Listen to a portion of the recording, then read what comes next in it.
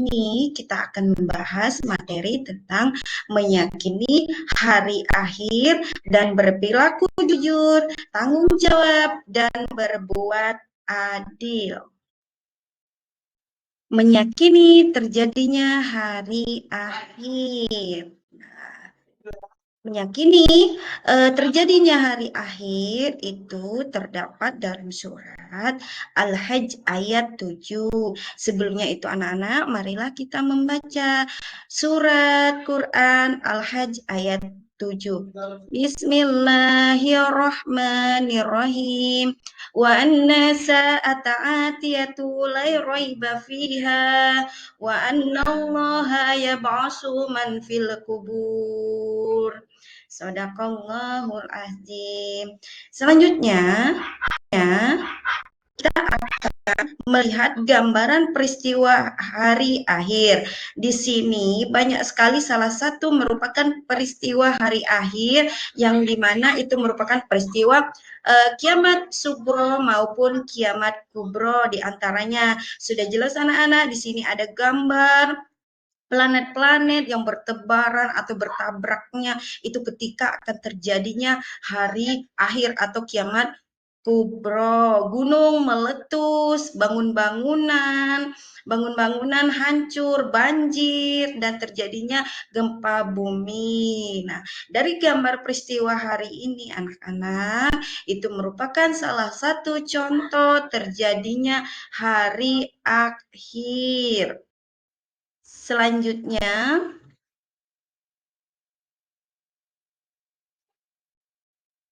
kita akan ngebahas tentang pengertian hari akhir. Apa sih pengertian hari akhir? Pengertian hari akhir adalah menurut bahasa adalah hari yang dimana sebuah penghabisan.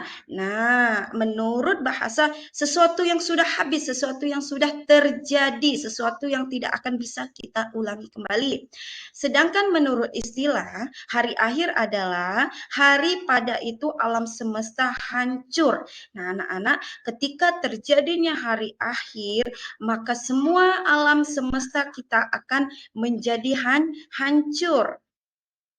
Nah, di sini kita akan bahas tentang dalil hari akhir. Nah, dalil hari akhir itu terdapat di dalam Quran surah Al-Qari'ah. Nah, sebelum itu anak-anak, marilah kita membaca terlebih dahulu. Bismillahirrahmanirrahim. Al-Qari'ah, mal-Qari'ah. Wa ma adraka mal qari'ah yauma yakunun nasu kal farasi madbus wa takunul jibalu kal ihnim manfus. Nah, baik anak-anak, kita akan mengkaji dalil tentang hari akhir di mana terdapat surat Al-Qari'ah. Al-Qari'ah, apa itu hari kiamat? Mal-Qari'ah, apa hari kiamat itu? Wa ma adraka mal qari'ah. Nah, hari kiamat itu yauma yakunun nasu kal farasi mabsus. Pada hari itu manusia seperti laron yang bertaburan. Nah, pada hari kiamat itu anak-anak, kita ini sebagai manusia akan bertebaran di mana-mana, ibaratkan seperti laron. Kalian tahu kan laron itu apa?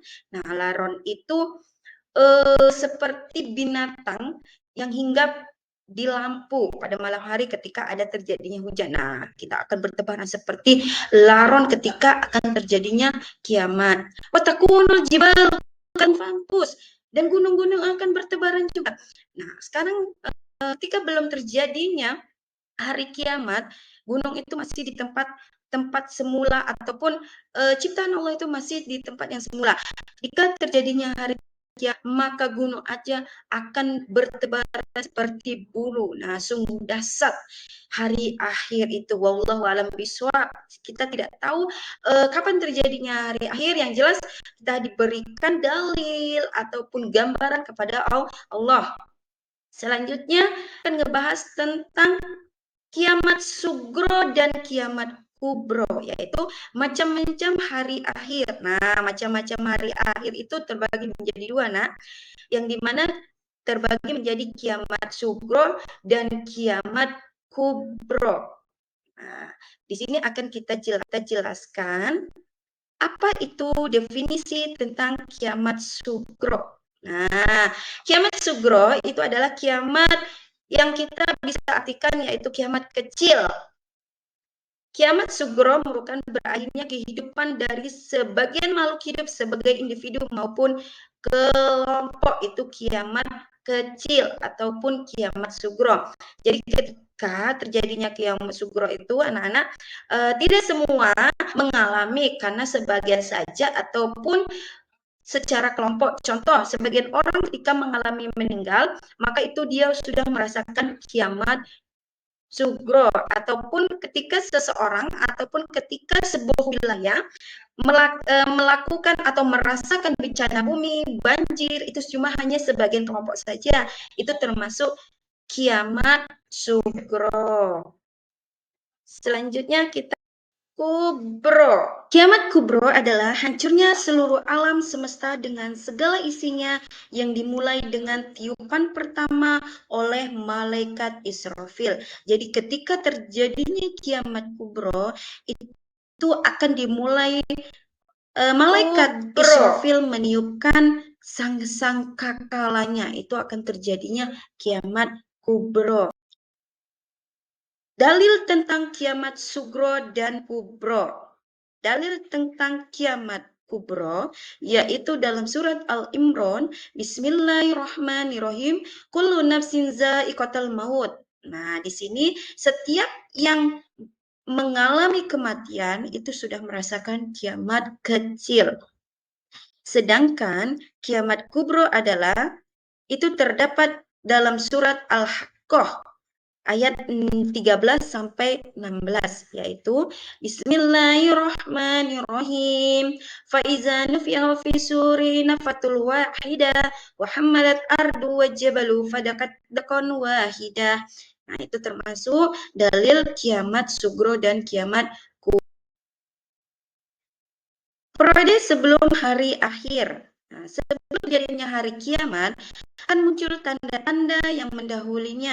Tanda-tanda terbagi menjadi dua, yaitu tanda-tanda kecil dan tanda-tanda besar. Tanda-tanda kecil sebelum hari akhir diantaranya banyak huru-hara dan pembunuhan, banyak kaum wanita dibanding pria, banyak bencana alam, kurangnya orang baik namun orang jahat bertambah, banyaknya laki-laki menyerupai wanita, banyaknya pembunuhan, serta melakukan zina di mana-mana. Tanda-tanda besar sebelum hari akhir yaitu terjadinya dukhon atau asap, munculnya Imam Mahdi, munculnya Dajjal, turunnya Nabi Isa, munculnya Ya'juj Ma'juj, terbitnya matahari dari barat, keluarnya Daba, dan datangnya angin lembut dari Yaman yang mewafatkan orang mukmin. Yang terakhir munculnya api dari Hijaz yang mengiring manusia ke padang mahsyar. Nah, itulah tanda-tanda kecil serta tanda-tanda besar sebelum terjadinya hari akhir. Setelah terjadinya hari akhir atau setelah terlihatnya tanda-tanda kecil dan tanda-tanda besar sebelum hari akhir, setelah itu kita akan mengalami periode setelah hari akhir. Periode setelah hari akhir yaitu Yaumul Ba'ts ataupun hari kebangkitan. Nah, di sini anak-anak, manusia akan dibangkitkan, yang dari awal meninggal maupun baru itu akan dibangkitkan oleh Allah. Nah, yang kedua, Yaumul Has, hari berkumpul. Nah, di sini manusia akan berkumpul. Yang ketiga, Yaumul Hisab. Yaumul Hisab yaitu hari perhitungan, di mana Allah akan memperhitungkan apa yang kita lakukan di dunia. Yaumul Mizan, hari penimbangan. Nah, di sini kita akan ditimbang, akan banyak pahala yang baik ataupun pahala yang buruk. Haud yaitu telaga Rasulullah. Sirat itu jambatan penyeberangan di mana di bawahnya terdapat neraka. Dan terakhir Yaumul Jaza ataupun hari pembalasan. Nah, hari pembalasan ini anak-anak Allah akan memberikan pembalasan apa yang kita lakukan di dunia. Selanjutnya, perilaku yang mencerminkan beriman kepada hari akhir. Orang yang beriman kepada hari akhir, maka dia akan mencerminkan perilaku yang baik. Di antara melaksanakan perintah Allah dan menjauhi larangannya. Jadi anak-anak, ketika seseorang yang mencerminkan berperilaku kepada beriman kepada hari akhir, maka dia akan melaksanakan perintah Allah dan menjauhi larangannya. Bersikap jujur dari niat dan perkataan serta perbuatannya, bertanggung jawab, bersikap adil, bersegera dalam melakukan kebaikan, disiplin dalam beribadah kepada Allah, semangat giat belajar, khususnya belajar dalam ilmu agama. Yang terakhir, berbuat baik kepada orang tua, guru, dan masyarakat. Itulah cerminan perilaku yang mencerminkan beriman kepada hari, membahas tentang hikmah beriman kepada hari akhir.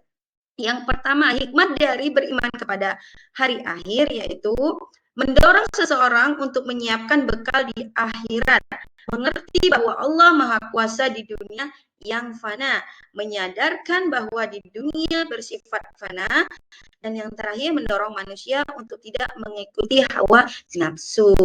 Nah, itulah anak-anak materi yang kita pelajari tentang beriman kepada hari akhir. Dan Ibu akhiri, wassalamualaikum warahmatullahi wabarakatuh.